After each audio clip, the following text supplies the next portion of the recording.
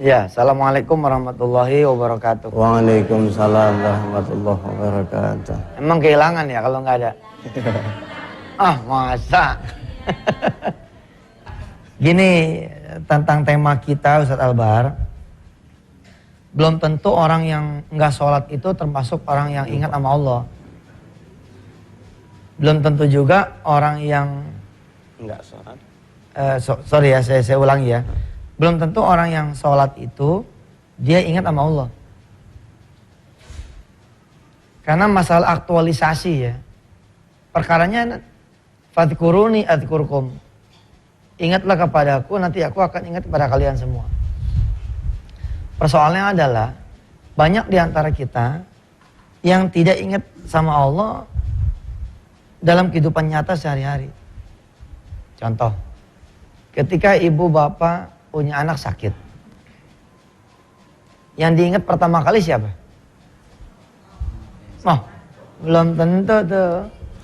Bisa jadi yang diingat pertama kali obat turun Panas. dokter langganan, rumah sakit pilihan. Tapi Allahnya bisa nomor 17. Kalau udah mentok, panasnya nggak turun-turun, baru diingat. Biasa gitu.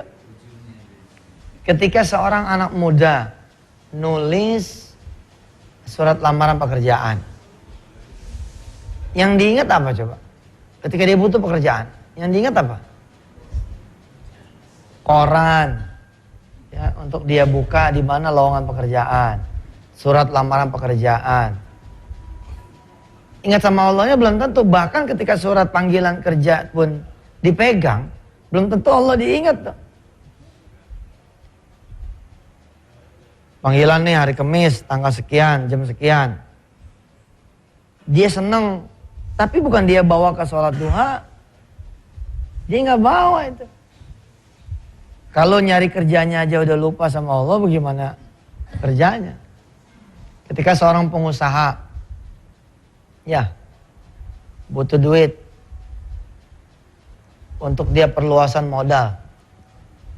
Yang pertama kali ada di benaknya apa? Pinjam ke bank. Boleh nggak pinjam ke bank? Ya kalau sebagai ikhtiar jadi ibadah, ya barangkali insya Allah boleh ya.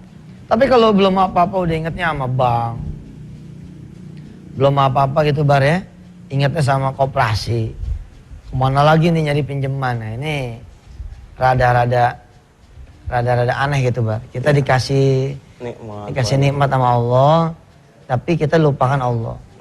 Dan itu banyak kejadian juga Ustadz. Hampir hal ini menjangkiti setiap manusia. Ya. Belum lama saya juga diundang ke salah satu tempat. Beliau baru kena musibah Ustadz. Apa dia kena rampok. Beberapa luka badannya. Dia kumpulin anak-anak yatim banyak. Kita adakan doa bersama di sana. Sampai saya katakan bahwa kalau seandainya hal ini malah mengingatkan kita kepada Allah, mungkin ini lebih baik. Mungkin lama kita juga lupa sama Allah. Gitu Ustaz. Iya, sama seperti yang dulu kita pelajari ya.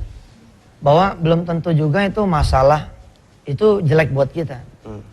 Belum tentu yang namanya utang jelek, penyakit jelek, di PHK jelek. Kalau kemudian permasalahan itu membawa kita ingat sama Allah, jadinya cakep. Ingat ya, rumus masalah apa? Rumus masalah itu 2. Kalau kita lupa sama Allah, kalau kita jauh dari Allah. Maka rumus anugerah juga 2. Kalau kita ingat sama Allah, dekat sama Allah, itu anugerah. Nah tinggal kita cek dah. Kita naik gaji nih dari 2 juta jadi 4 juta. Anugerah apa masalah? Belum tentu. Ukurannya tadi tuh. Begitu 4 juta, subhanallah jadi 4 juta nih. Sholat duhanya malu kalau cuma 2 mah. Jadiin 4 deh. Nah itu anugerah. Anak yatimnya tadinya cuma 2 jadi 4 deh. Sholat lohornya tadinya 4 jadi 16. 12. Sholat lohor 8 apa 4? Kalau yang udah ngajinya lama, sholat lohornya 12. 4 qobliyahnya, 4 zohornya, 4 ba'diyahnya. Nah ini ada orang yang bertambah nikmat tapi bertambah jauh dari Allah. Gara-gara dia diangkat jadi manajer senior, Dia malah nggak ingat bangun malam. Dia malah menyedikitkan sholat lohor. Tadinya 4 jadi 2 sholat lohornya. Ada, dia main jamaah aja. Oh lagi rapat nih kita jamaah deh. Ada nggak? Ada, kita kosor aja deh. Masa gara-gara rapat jadi dikosor? Hak. Ya ada satu firman Allah di dalam surah Thaha ya. Kita baca deh. A'udzubillahi minasyaitonirrajim. A'udzubillahi minasyaitonirrajim. Wa man a'rada an dzikri fa inna lahu ma'isyatan dhanka wa nahsyuruhu yaumal qiyamati a'ma. Wa man a'rada an dzikri, siapa yang berpaling dari aku, kata Allah, fa inna lahu ma'isyatan dhanka, maka baginya lah kehidupan yang sempit. Wa nahsyuruhu yaumal qiyamati a'ma, dan aku akan bangkitkan dia dalam keadaan yang buta. Nah ini pengertiannya juga macam-macam nih. Ada orang-orang yang memang lupa sama Allah gitu ya. Akhirnya kehidupannya benar-benar dibikin sempit. Cuman seukuran badan dia doang di rumah sakit. Itu sempit juga kan. Habis dikasih badan sehat, punya duit buat umroh nggak umroh, punya duit buat haji nggak haji, punya badan sehat buat sholat nggak sholat, punya waktu cukup buat tidur malah dibanyakin tidur, sholat malam dia nggak mau. Ya udah, fa inna lahu ma'isyatan dhanka, Allah akan bikin dia jadi sempit hidupnya. Punya duit buat sedekah malah dia tahan, dia nunggu lebaran, dia nunggu puasa. Nah ini fa inna lahu ma'isyatan dhanka ini macam-macam ya, tergantung kita Ustaz. Ada orang-orang yang kayak saya gitu ya, begitu, atau kayak orang-orang yang memang dipersempit gerakannya oleh Allah karena emang banyak sekali masalahnya, akhirnya kemana aja punya musuh. Ada yang begitu orang, jorok dia punya hidup itu ya, fa inna lahu ma'isyatan dhanka juga judulnya. Nah itu kendali utamanya tuh, obatnya cuma ingat lagi sama Allah. Ingat lagi sama Allah, jam 11:15 udah ingat sama Allah, udah siap-siap ke masjid. Jam 3 udah ingat-ingat ke masjid lagi buat asar. Dari mulai mau tidur udah ingat buat bangun malam. Nah itu obatnya itu. Nah kembali ke rundown kita nih, kembali ke urusan kita sedikit ya, bahwa pada akhirnya kualitas ikhtiar kita itu ditentukan sebagaimana kita mengembalikan ke Allah, sebagaimana kita juga melibatkan Allah dan mengembalikan lagi kepada Allah. Di awal ingat Allah, di tengah melibatkan Allah, di akhir pasrah kepada Allah. Jadi tidak benar kalau kemudian kita usaha-usaha baru Allah, enggak. Itu namanya mentok. Mentok baru ke Allah. Atau untung ke Allah, untung juga salah tuh. Orang nih nggak pakai doa, nggak pakai segala macam, tiba-tiba untung, baru dia ingat sama Allah. Enggak terlalu benar juga gitu. Pokoknya mah Allah, Allah, Allah. Di setiap tahapan ada Allah. Termasuk saya sering bilang begini ya, ada orang ngomong, Ustadz saya dijodohkan Ustadz sama orang tua, terus saya nggak seneng sama calon laki saya nggak seneng. Gimana tuh Ustadz? Saya bilang nomor 1, di depan orang tua, alhamdulillah ma, subhanallah. Jadi lu seneng, pokoknya subhanallah ma. Ya lu demen nggak? Subhanallah dah. Nah abis lakinya pulang, tuh besan pulang calon ya, kemudian orang tua juga seneng, cepet-cepet sujud sama Allah. Ya Allah aslinya mah kegedeman ya Allah. Ya namanya melibatkan Allah sebelum kejadian kan. Terus dibawa gitu, sehingga walaupun nanti kejadian, berarti ada takdir Allah yang lain. Nah sebelum takdir itu terjadi, kita bisa robah dengan doa kita, dengan sholat kita, dengan sedekah kita.